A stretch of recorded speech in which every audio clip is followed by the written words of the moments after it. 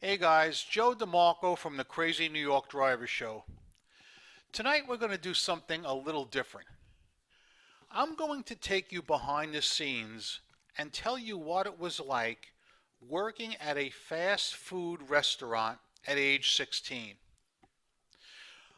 I'm not going to identify exactly which fast food restaurant it was because there are so many. But I think you're going to find this behind the scenes look very interesting and informative. So let's get started.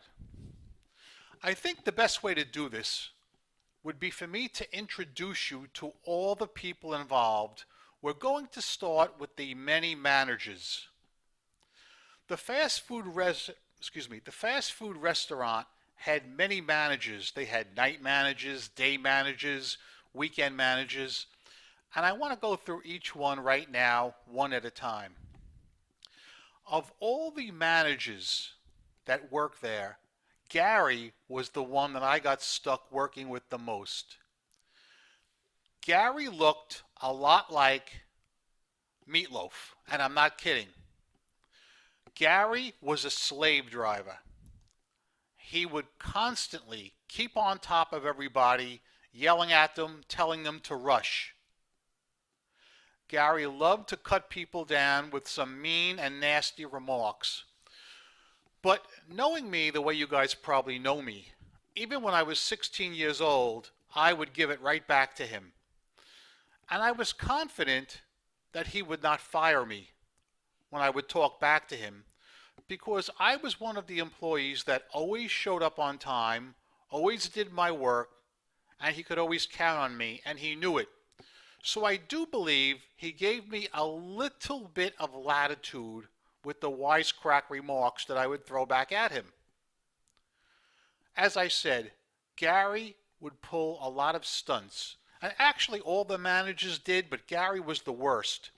For instance, if you were scheduled to work from 4 p.m. to 10 p.m., and it happened to be a very slow night, he would kick you out the door at 8 o'clock and say, "Goodbye, we don't need you," and you would lose 2 hours' pay. Keep in mind, you're only making minimum wage to start with anyway. Let's go to the next manager. Walter. Walter was a Hispanic man, and he was a little bit on the quiet and subdued side. I would say he was in his late 20s or maybe 30 years old. I failed to tell you Gary's age earlier, which I should have. Gary was young. He was only around 21 or 22. But Walter was not really bad at all to work for. I mean, he would yell once in a while, but he was not as bad as the others. And Walter, the unusual thing about him was he got his young brother a job. And in order to be a worker, you had to be at least 16 years old. But his younger brother was really young. I'm guessing like 13 or 14. And this kid looked 13 or 14. But he was allowed to work in this store, and he kept telling everybody he was really 16 years old. But, you know, it didn't make any difference to me how old he was. But I'm just telling you this for the interest of today's story. The next manager was Don. Don was a black guy, about 6'2", and a really nice guy, a gentleman, one of the nicest managers at the place. But the only problem was I never got to work with Don. I'm telling you, I think Gary made out the schedule, and he purposely would put me on nights he was working. Next, Elizabeth, the only lady manager in the place. She was approximately 30 years old, and she wasn't as bad as some of the men, but she could really wise off if she wanted to herself. Once, she threatened to call the mental home. She wanted to put me in Bellevue because I dumped a load of fries, which means I was starting to cook a load of fries even when there was nobody online. It's one of the things that I kind of remember best about her. Next, Howie. Howie was a really nice guy. He was laid back, he was mellow. At the time, he was maybe 30 years old. and I got along good with Howie, and I was always happy when I got scheduled with him. Oddly enough, after I quit the fast food restaurant, I had a chance meeting with Howie in a mall where he was working. And I told him that I had, left the fast food restaurant and he had also quit. I quit just before he did. He quit maybe a month after me, and he hired me on the spot to work with him in the mall because he knew I was a cool dude, just like you guys know. Next manager was Rich. Rich was actually the guy that hired me. He was, I would say, in his late 20s, and I didn't work with him that much, but he was a mean, nasty prick. I saw him yell at girls right at the counter. He would scream and yell at girls, and they would leave crying in tears, and he would scream at them and say, "I don't know why we ever hired you. You're no good." This is in front of other employees and customers. Unbelievable. Now let's talk a little bit about the employees. The employees were the nicest people I've ever met in my life. I liked just about every one of them, except for two who I will get to later on in the video. The demographics of our customers and our employees, I would say, was approximately 60% black and 40% was a mix between white and Hispanic. So it was a pretty nice mix, a potpourri. And like I said, all the employees were so nice to each other because the managers were putting us through such crap and treating us like garbage that we were just so nice to each other. Now, let's talk about the various stations in a fast food restaurant. Fries will be first up. I actually got my indoctrination working French fries. It can be a little tedious because you have to drop the fries at the right time, or like I said earlier, the manager will scream at you if you drop a load of fries into the vat and there's nobody online. Sometimes people will order a large amount of fries and it's very easy to fall behind, as I did my first week working at the fast food restaurant. Next is drinks.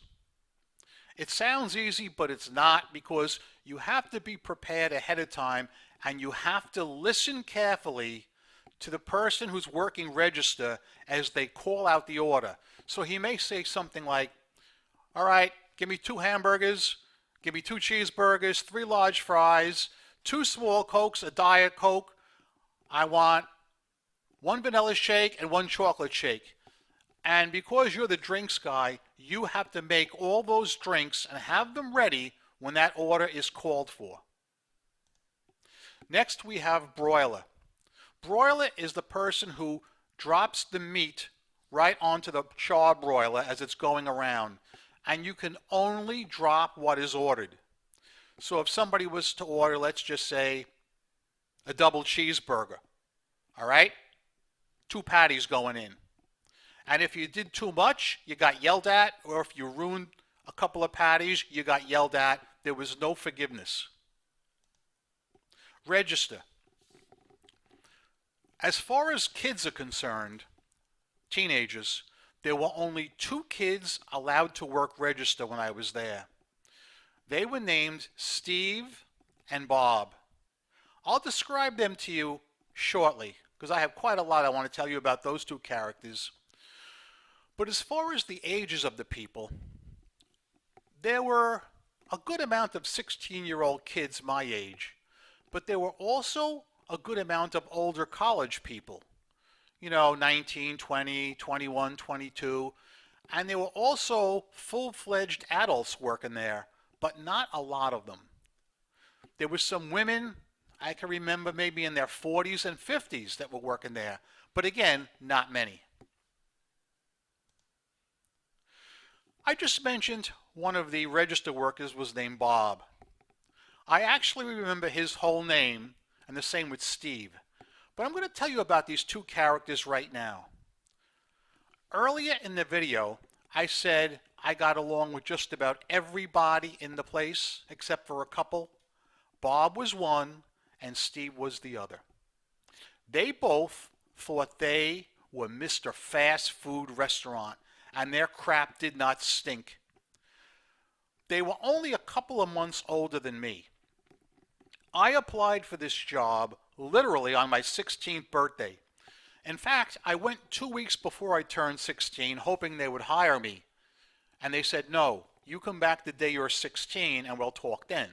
So I did. I went back when I turned 16 and they hired me right on the spot because there was always the need for workers in fast food restaurants at minimum wage for high school kids. So I got into it with Bob my very first week on the job. In fact, it was like my second or third day. I was working French fries, and he's right behind me on register, okay? So I'm under a pressure situation. I'm a new kid working there. I'm unsure of myself, and I needed something, and I needed it quickly. Let's just say it was a rag. Let's say I spilled some grease. And I said, Bob, could you do me a favor and grab that rag for me? He turned around, he sneered at me, and he said, get it yourself. I knew right then and there I was dealing with a first-class prick. And as they say, payback is a bitch.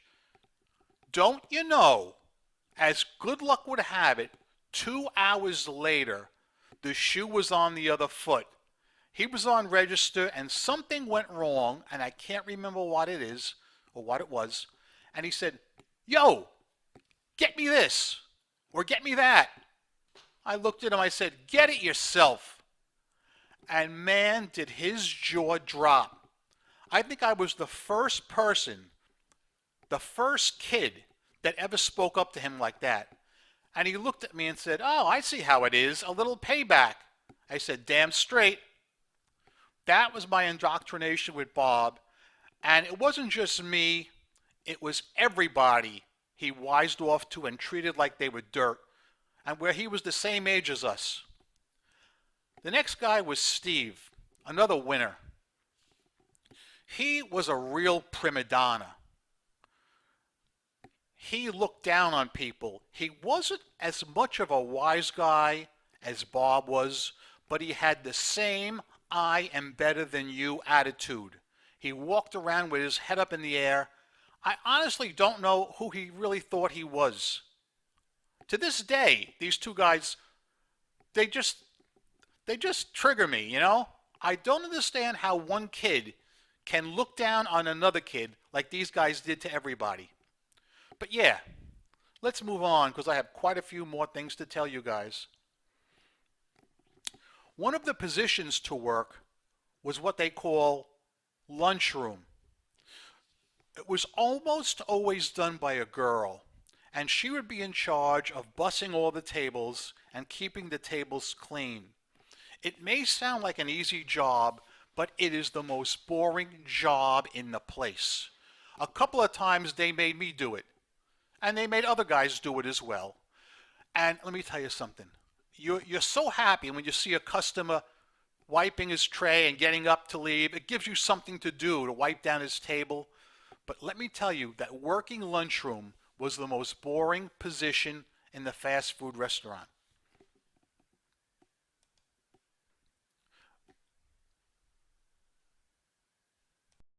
Okay guys, now I'm going to tell you some of my adventures, or should I say my misadventures, while working at the fast food restaurant. Because I was 16 years old, the only way I could get there from my house was to ride my bike. And it was quite a long ride, approximately 5 miles each way. Going there wasn't that bad, because you're going there in the daytime. But coming home was another story. It so happens this particular restaurant was violating the child labor laws. We were only allowed to work till 11 p.m., but quite often they were forcing us to work till 3 o'clock in the morning to close the place up and do cleanup. Now, I never complained about that because truthfully, I really wanted all the hours they would give me. Because back when I was 16, I was poor. I admit that. It's just the way it was. I'm not complaining, but I just want you guys to understand my mindset. I would have worked any hours that they told me to work. So, staying till 3 o'clock in the morning was a problem because during the daytime everything was fine. But at nighttime the neighborhood became questionable. And I'm not going to tell you where it was because that's not important. So anyway, all the kids who would ride their bikes would park their bike behind the restaurant and lock it up. Now I remember one day there was this new kid. His name was John, and he had this long stringy blonde hair. I don't remember his last name, but he was kind of goofy. And I remember he comes stomping into the back room mad as hell saying, "They just cut my bike tires." I said, "Who?" He goes, "I don't know, but my bike tires are cut. Both my tires are cut." And I'm like, oh no. I go out. Sure enough, my tires are cut too, along with some other kid. 3 of us had ridden bikes that day, and all 3 of us had both our tires cut. Truthfully, I don't remember how I got home that night. I think that I asked one of the older employees if they could ride me home with my bike in the trunk. I think that's what happened, but don't quote me because this is not the worst that happened. A few months later, the same thing happened again. This time, I parked my bike in a different spot. We had a fence that went around our dumpster, and I thought it would be safe there. So I parked my bike there, and another kid parked his behind the restaurant. Bang, both our tires got cut again. I said, this is not good. All right, all the money I'm making is going into bicycle tires. But that was not the worst of it. Yet another time, they stole my bike altogether. This really pissed me off. I had no money for a new bike. I knew I was really screwed then. So I remember the incident like it was yesterday. I went outside, I saw my bike was stolen. I was the only kid who rode a bike that day. So I called the police, and I could tell Gary, the manager, was a little bit annoyed that I was making such a big deal of it. But I called the police anyway. They sent a patrol car over with 2 cops, and I explained what happened. They stole my bike. And beforehand, one of the ladies who worked, I'd say she was in her 20s. She drove a Datsun, like a Datsun B210. Anyway, she asked me if I needed a ride home because she knew I had no way of getting there. So I said to her, yeah, I do. I said, I'd really appreciate it if I could put my bike in your trunk and you drive me home. So she said, sure, I'll do that for you, even though it was way out of her way. So when the police came, they asked me if I needed a ride home. They said they would be willing to drive me home because I was 16 and it was, quite a ways away. So, being a 16-year-old kid, you want to ride in a cop car and see how things work. That's really what I wanted to do. But I realized I had already accepted the invitation from the lady with the Datsun. And I told them, I said, I already told this lady that I'd ride home with her. And they actually seemed a little disappointed. They said, well, are you sure? I mean, if you change your mind, we'll be happy to take you home. But I felt that since I gave my word to the lady and I agreed to go with her, that I should take the ride home from her first. And she was nice enough to drive me home. But that presented me with a problem of having to get to work. And this was a Saturday night, and I had to work the next day, Sunday. I said, great. Now, there's no way I'm going to call in sick. And there were no buses that went that way. So I decided to walk from my house to the fast food restaurant, 5 miles each way. So when I walked on Sunday, I got about maybe 15 minutes from my house, and I'm on a main road, walking along, and I hear a girl's voice yelling, "Hey, Joe, "Hey, Joe." I look across the street and there's this girl my age waving at me. And I recognized her as a new employee from the restaurant. And she's pointing to a car on the side street. She's saying, "My mom will drive you if you want. My mom will drive you to work." I said, "Hell yeah." I ran right over there, got in her car, and I was thankful to get a ride. I was carrying my uniform. I don't think I was wearing it at the time, but they spotted me anyway. And from then on, it was a little difficult getting home without a bike. So I didn't last much longer in the fast food restaurant. I was getting fed up with Gary and his attitude. I mean, there were so many things they did to us. For instance, the uniform. We had to pay for that out of our check. I don't remember how much it cost, but let's say it was $15. That came right out of our first check, the uniform. They abused the child labor laws, like I told you. They wouldn't guarantee our hours. If it was a slow day, they would send us home. I'm just checking my notes here. I wrote down a few things I wanted to tell you guys about the place. But all in all, I have no regrets from working there. I only lasted there about between 3 and 4 months because there was a huge, huge turnover of employees. Kids got fired, kids quit. Me being there 3 or 4 months, me being there 3 or 4 months was like me being a seasoned veteran. And Gary, the manager, who was always so rude to me, I remember the day I told him I was quitting. He said to me, "Aren't you supposed to give 2 weeks notice?" I said I didn't feel like it. I gave him like maybe 4 or 5 days notice, a little payback for what he'd been doing to me all those months. And he worked on me for those 4 days, trying to convince me not to quit. He would say something like, "Well, you know, Joe, you know what we do with our best workers? We make them managers." He was trying to plant the seed that he wanted me to stay to become a manager. But I didn't want to be a manager of a fast food restaurant. It was good when I was 16 years old. I got my first real job. I had some work experience, and I met a hell of a lot of nice people. Really good people. And as I said earlier in the video, on a chance encounter, I ran into Howie, one of the managers, and he hired me on the spot to work with him in another job. Also, occasionally, I would run into other employees of the fast food restaurant, and they were always friendly and nice, and we'd always talk about, remember this incident, remember that incident. But yeah, that's that. So yeah, I missed my chance to ride in a police car, but I didn't want to ride in a police car. I said, I'll go home with that lady. I think it's the right thing to do.